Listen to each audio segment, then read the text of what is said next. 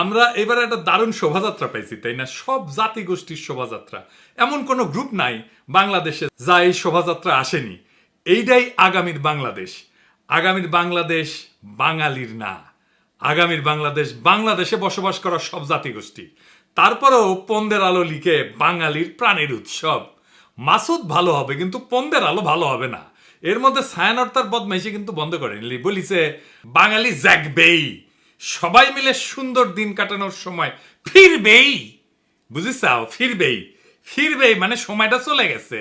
আবার আপা যখন চট করে ফিরে আসবে তখন আবার সুন্দর দিন কাটাবে। আগে কি সুন্দর দিন কাটাইতাম, এখন কাটাইতে পারিতেছে না। আমি জানতাম এই বদমাইশি এরা করবে। ছায়ানট ভালো হইতে পয়সা লাগে না। ছায়ানট ভবনে গেলে ছাগলের খোয়ার বানাবো, সামেসি কোনে আওয়ামী বয়ান ফেরি করলে। এই জন্য বলছিলাম কি কয় কি গায় সেটা আগে থেকে দেখে নেওয়ার জন্য।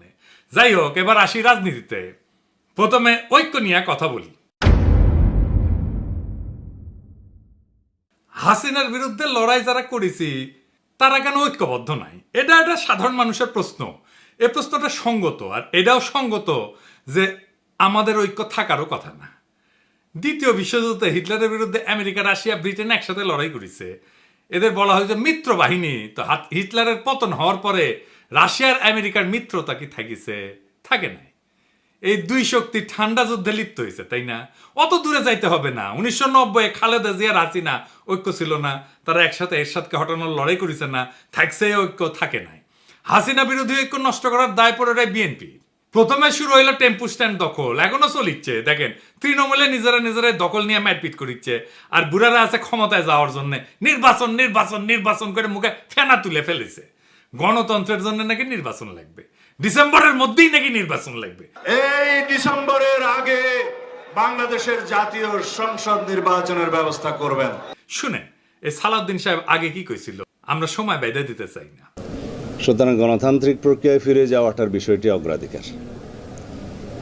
তো সেই হিসাবে আমরা কোনো নির্ধারিত সময়সীমা রেখা আমরা বলতে চাই না। শুনেছেন? তো এখন সময় বেঁধে দিতে চায় কেন সালাউদ্দিন সাহেব? ইন্ডিয়ানরা কয়ে দিছে আপনি তো 9 বছর ওদের আতিথেয়তায় ছিলেন, আপনার দলের লোকেরাই তো মনে করে আপনি কম্প্রোমাইজ। আপনি ভারত সরকারের আশ্রয় থেকে রাজনৈতিক কর্মকাণ্ড চালাইতেন। কেমনে কেমনে আপনারা চালাইতে দিত? আপনার দলের লোকেরাই বলেছিল। দেখেন কি লিখিছে, বিএনপির নেতা কর্মীদের বড় একটা অংশ এখনো সালাউদ্দিন আহমেদকে পরিপূর্ণভাবে মুক্ত বা স্বাধীন বলে মনে করেন না। তাদের যুক্তি, সালাউদ্দিন আহমেদ আদালতে খালাস পেয়েও দেশে ফিরতে পারছেন না। তিনি দীর্ঘ 9 বছর ধরে ভারতে আছেন। সেখানে কতটা প্রভাব মুক্ত থেকে তার পক্ষে শক্ত রাজনৈতিক ভূমিকা পালন করা সম্ভব তা নিয়ে অনেকের মধ্যে সংশয় আছে।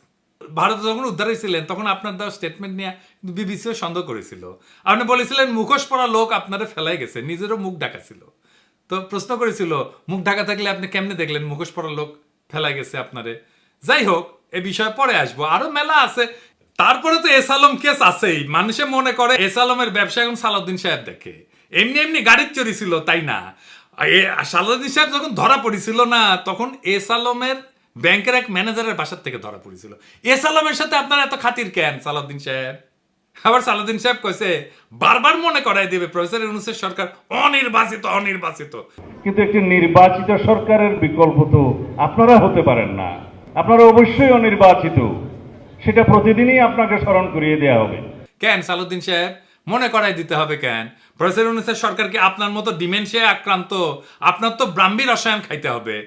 দেখেন কতজন আওয়ামী আমলের নির্যাতনের শিকার হয়ে মারা গেছে তার সংখ্যা আপনি বলতে পারেন না। শোনান এডিটর সাহেব। প্রায় 2600 কতজন আমার ঠিক মনে নাই, মোর দেন 2600 রাজনৈতিক নির্যাতনের শিকার হয়ে আওয়ামী সন্ত্রাসীদের হাতে এবং সরকারি বাহিনীর হাতে নিহত হয়েছে। প্রধান রাজনৈতিক দলের প্রধান মুখপাত্র, যার রাজনীতি করা ছাড়া আর কোনো কাজ নাই, সে শহীদের সংখ্যা ভুলে যায়। শুধু শহীদের সংখ্যা ভুলে যাওয়া না, 24-এর বিপ্লবকে বিপ্লব বললে স্বীকার করতে চায় না। শুনেন, এই সালাউদ্দিন সাহেব এর আগে কতবার এই আগস্ট বিপ্লবকে বিপ্লব বিপ্লব বলিছে। দেখেন কক্সবাজার আরও 2 সন্তান এই জুলাই আগস্ট বিপ্লবে শহীদ হয়েছে। দেখেছেন? আরো দেখেন, জনগণ তাদের গণতান্ত্রিক অধিকার ফিরে পাওয়ার জন্য এই গণবিপ্লব সংগঠিত করেছে। দেখেছেন? আরো আছে দেখেন। পৃথিবীতে একটা নজিরবিহীন ছাত্র জনতার বিপ্লব হয়েছে, সেই বিপ্লবকে পৃথিবীর সামনে দেখিয়ে দিতে হবে এই রক্তাক্ত বিপ্লবের মধ্য দিয়ে। দেখেছেন, বিপ্লব বিপ্লব বলতে বলতে কাইট হয়ে পড়ে যায়। এইবার বলেন যে কয় মাসের মধ্যে সে চোখ উল্টায় দিচ্ছে, দেখেন কি করছে। এদেশে গণতান্ত্রিক গণঅভ্যুত্থান, ছাত্র গণঅভ্যুত্থান সৃষ্টি করেছে। কেউ যদি এটাকে বিপ্লব বলতে চায় তাহলে আমি দুঃখ প্রকাশ করব, এটা কোনো সামাজিক বিপ্লব নয়। তো সালাউদ্দিন সাহেব, আপনার ওটা মুখ না গোয়া? হাসিনার সাথে তফাৎ কি? হাসিনা চোখে মুখে মিছা কথা কইতো, আর সালাউদ্দিন সাহেব নিজে যা বলছে সেইটা 1 বছর না যাইতে যাইতেই ঘুরে ফেলছে। ক্ষমতায় গেলে কোনো প্রতিশ্রুতি রাখবে এরা? রাখবে না। তার স্যাম্পল তো এখানেই। আর সে কি রাজনীতি, সংবিধান এসব বুঝে? সমস্ত কথাবার্তা যে কয়, আসেন এটা একটু দেখি। সে বলছে নির্বাচিত সংসদ সংবিধান সংশোধন করবে। শুনেন, সংবিধান সংশোধন করবে কে? একটি সংসদ, জাতীয় সংসদ, গণতান্ত্রিকভাবে নির্বাচিত একটি রাজনৈতিক সরকার, একটি জাতীয় সংসদ সংবিধান সংশোধন করার এখতিয়ার রাখে। ওই সংবিধানও বুঝে না। বাংলাদেশের জনগণ সংবিধান রচনা করবে। অবাক ব্যাপার কি জানেন? বাংলাদেশের মানুষ এই 55 বছরে একবারও নিজের সংবিধান নিজে রচনা করতে পারেনি, একবারও না। বিষয়টা বুঝায় বলি। ধরেন আপনি পরীক্ষা দেবেন, আপনার প্রশ্ন করবে কে? আপনার টিচার তো, তাই না? আপনি তো আপনার প্রশ্ন, পরীক্ষার প্রশ্ন তৈরি করতে পারেন না। সংবিধান রচনা বা সংশোধন সেই রকম। আপনি যখন সংসদে বসেন তখন আপনি সংবিধানের আলোকে তার নির্দেশনায় আইন তৈরি করেন। আইন তৈরি করাই সংসদের কাজ, এলাকার উন্নয়ন সংসদের কাজ না। এলাকার উন্নয়ন পৌরসভার কাজ বা সিটি কর্পোরেশনের কাজ বা ইউনিয়ন পরিষদের কাজ। সংসদ সদস্য আসলে পৌরসভার চেয়ারম্যান মনে করে নিজেকে। রাষ্ট্র তাই করে, তার মাধ্যমে উন্নয়ন প্রকল্প করে। এর ফলে যাদের উন্নয়ন করার কথা, যে স্থানীয় সরকার, তারাও শক্তিশালী হয় না, আর এই এমপি গুলো ধান্দার মধ্যে ঢুকে যায়। উন্নয়ন প্রকল্প করলে টাকা খরচা করবে এমপি, টাকা মারা যাবে উন্নয়ন প্রকল্প থেকে। যেই সংবিধানের আলোকে আইন তৈরি করবে সেই সংবিধানে সে হাত দিতে পারবে না। তো এই উন্নয়ন প্রকল্পে কেন এত এমপির খায়েশ জানেন? উঠে গেলে টাকা মারা যাবে উন্নয়ন প্রকল্প থেকে। এই জন্যেই এই এমপি হইতে চায়।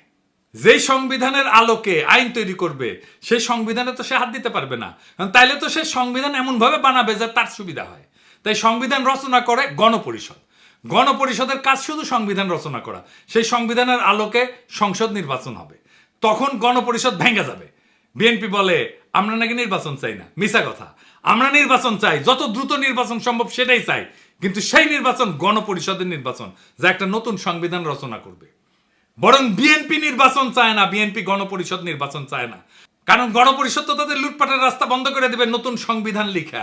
তাই তারা সংসদ নির্বাচন চায়। আপনারাই বলেন, হাসিনা যে সংবিধান রেখে গেছে, যে সংবিধান খালেদা জিয়া ছুঁড়ে ফেলে দিতে চাইছেন, সেই সংবিধান বদলাইতে চায় না কেন বিএনপি? এই প্রেম কেন হাসিনার সংবিধানের প্রতি, সেটা আমরা জানতে চাই। নয়তো ব্যাখ্যা দেন কেন খালেদা জিয়া সংবিধান ছুঁড়ে ফেলে দিতে চাইছিলেন। সে বলে প্রফেসর ইউনূসের সরকার অনির্বাচিত সরকার। আসেন এটা একটু বুঝে দেখি, আগে এটা শুনে। কিন্তু একটি নির্বাচিত সরকারের বিকল্প তো আপনারা হতে পারেন না, আপনারা অবশ্যই অনির্বাচিত, সেটা প্রতিদিনই আপনাকে স্মরণ করিয়ে দেওয়া হবে। সালাউদ্দিন সাহেব 1975 7 নভেম্বর থেকে 1978 সাল 3রা জুন পর্যন্ত জিয়াউর রহমানকে নির্বাচিত সরকার ছিল। দুনিয়ার কোথাও আছে অন্তর্বর্তীকালীন সরকার নির্বাচিত হয়? আন্দাবরি কথা বলেন কেন? নির্বাচিত অনির্বাচিত প্রশ্ন আসতেছে কেন? ওই যে ইন্ডিয়া বলে দিছে না আনইলেক্টেড সরকার, এটাই শিখাই দিছে ইন্ডিয়া বিএনপি, তাই জপিচ্ছে। ওই যে দিল্লি রয়টার্সে লেখা হইলো না আনইলেক্টেড সরকার, এই যে দেখেছেন, an unelected interim government led by Nobel Peace Prize laureate Mohammad Yunus. ওই যে কইছে না ইংরেজিত কিবেন কইছে, ইংরেজিত যেহেতু কইছে ঠিকই কইছে। তারপর থেকে বিএনপি জপিচ্ছে আনইলেক্টেড অনির্বাচিত। আরে অন্তর্বর্তীকালীন সরকার তো অনির্বাচিত হয় রে বেকুব। প্রশ্ন হচ্ছে সরকার বৈধ কিনা। জি, এটা বৈধ সরকার। আপিল বিভাগের মতামত নিয়ে সরকার গঠন করেছে সুপ্পু, তো করে প্রিয় সুপ্পু, বিএনপি প্রিয় সুপ্পু। নাকি এখন সুপ্পু তিতা হয়ে গেছে? হ্যাঁ, আইনের কোনো ফাঁক নাই কলে। আর এই সরকারের সকল কাজের বৈধতা দিবে সেটা সালাউদ্দিন সাহেবের দলই হোক বা অন্য কোনো দলই হোক, যেই আসুক ক্ষমতা। সালাউদ্দিন সাহেবের দলের আসার সম্ভাবনা কম, অন্য দলই হয়তো আসবে। পরবর্তী সরকার ক্ষমতা আসলে যার প্রথম কাজ হবে প্রফেসর ইউনূসের সরকারের সকল কাজকে বৈধতা দিয়ে আইন তৈরি করা। এটা তাকে করতেই হবে, না হলে তার সরকার অবৈধ হবে। বিএনপির সাথে আমাদের সমস্যা নির্বাচন নিয়ে না, বিএনপির সাথে আমাদের তফাৎ হাসিনার ব্যবস্থা টিকায় রাখে আগে সংসদ নির্বাচন, নাকি হাসিনার ব্যবস্থা কবর দেওয়ার জন্য আগে গণপরিষদ নির্বাচন। তফাৎ খুব পরিষ্কার। বিএনপি চায় হাসিনার ব্যবস্থায় থাকুক, আগের মতোই সংবিধান থাকুক। আর আমরা চাই হাসিনার ব্যবস্থা বদল করার জন্য গণপরিষদের নির্বাচন হোক আগে, নতুন সংবিধান তৈরি করি, নতুন সংবিধানের অধীনে সংসদ নির্বাচন। এত নির্বাচন করতেছেন, দলের মধ্যে নির্বাচন করে কমিটি তৈরি করতে পারেন না কেন? আগে ওইটা করেন। নিজের দলের নির্বাচনের কালচার নাই, আর দেশের মানুষের শিখাইতে আসছে গণতন্ত্র আর নির্বাচন। খারান হাইসানি। হ্যাঁ, আমি না ঘোড়ায় আসবো, দেখা যায়। এতদিন কোন কমিটিটা নির্বাচন করে আপনি করতে পারছেন? নিজের কোন কমিটি? নিজের কমিটি করতে পারেন না নির্বাচন করে, আর জাতীয় নির্বাচন নিয়ে মাথা খারাপ করে ফেলছেন। আর ভাই, আপনার তো দলেরই ঠিক নাই। মির্জা আব্বাস কয় এটা দ্বিতীয় স্বাধীনতা না। স্বাধীনতা দিবস প্রমাণ করবে যে দ্বিতীয় স্বাধীনতা বলে বাংলাদেশে কিছু নাই। সে নিজের দলের চেয়ারপারসনের বক্তব্য শুনে নাই। দেখেন তারেক রহমান কি বলে। 1971 এর মুক্তিযুদ্ধ আর 2024-এর মুক্তিযুদ্ধ, উভয় মুক্তিযুদ্ধেই জনগণের বার্তা একটি। কি সেটি? সেই বার্তা হলো শর্ত দিয়ে স্বাধীনতা হয় না। স্বাধীনতা প্রিয় জনগণ স্বাধীনতা অর্জন কিংবা স্বাধীনতা রক্ষায় কোনো শর্ত মানে না, মানতে রাজি না। গণহত্যাকারী স্বৈরাচারী হাসিনা পালিয়ে যাবার পরে বাংলাদেশ থেকে, প্রিয় বাংলাদেশ থেকে আমি যত মানুষের সাথে কথা বলেছি, প্রতিটি মানুষ অনুভূতি প্রকাশের প্রথম উচ্চারণ ছিল বাংলাদেশ স্বাধীন হয়েছে। স্বাধীন বাংলাদেশ থেকে বলছি। দেশ এবং জনগণকে স্বাধীন করতে গিয়ে চোখে মুখে বুকে গুলি আলিঙ্গন করা আবু সাইদ কিংবা মুগ্ধের মতন হাজারো ছাত্র ছাত্রী, তরুণ তরুণীকে প্রাণ বিসর্জন দিতে হয়েছে। শুনেছেন? এই দলের প্রধান নেতা বলে এক কথা, আর স্থায়ী কমিটির নেতা সারিন্দা বাজায় আর এক। এই দল দেশ চালানোর মতো লায়ক হয়েছে? আগে নির্বাচন দিয়ে কমিটি বানান, দেখি কেমন গণতন্ত্র এখানে, তারপরে দেশের গণতন্ত্রের ঠিকা নিয়েন। আপনি আসরি ধর্ম পরের শিখাও। ওই যে পরীক্ষার কথা কইছি না, নিজের প্রশ্নপত্র নিজে বানানো যায় না, বানাবে টিচার। গণপরিষদে হইতেছে সেই টিচার যে জনগণের হয়ে প্রশ্নপত্র তৈরি করবে, সংবিধান রচনা করবে, তারপর সেই সংবিধানের আলোকে সংসদ নির্বাচন হবে। এটা হইল জনগণের মালিকানা। আর আজ যারা বলে আগে সংসদ নির্বাচন দরকার, তারা আসলে হাসিনার পুরানো খোলা খাতা দিয়ে আবার পরীক্ষা নিতে চায়, যে খাতায় শুধু দুইটা প্রশ্ন থাকে, লুটপাট আর গোলামি। আমরা চাই নতুন খাতা, নতুন প্রশ্নপত্র, নতুন পরীক্ষা, যার নাম হইল গণপরিষদ নির্বাচন। এই নির্বাচন হবে নতুন দিনের জন্য, নতুন সমাজ গঠনের জন্য, যেখানে জনগণ নিজের হাতে সংবিধান লিখবে, নিজের শাসকের হিসাব চাইবে। সংসদ না, আগে লাগবে গণপরিষদ। নির্বাচন চাই, কিন্তু সেই নির্বাচন যেটা হাসিনার ব্যবস্থাকে কবর দিয়া ভবিষ্যতের বাংলাদেশকে জন্ম দেবে, সেই নির্বাচন চাই। এটাই হইল লড়াইয়ের মূল, এটাই হইল বিপ্লবের আকাঙ্ক্ষা, 24-এর বিপ্লবের আকাঙ্ক্ষা। এটাকেই আমরা বাস্তবায়ন করতে চাই। আর আপনারা বিএনপিরা সেই বিপ্লবের আকাঙ্ক্ষার সামনে পাহাড়ের সমান বাধা হয়ে দাঁড়ায় আছেন। এই বাধা আমরা মানব না। এই বাধা কিভাবে সরায় দিতে হয়, এই বাধাকে কিভাবে পরাজিত করতে হয়, সেইটা আমাদের জানা আছে। সেটাও টাইম মতো দেখে নেবেন। ইনকিলাব জিন্দাবাদ।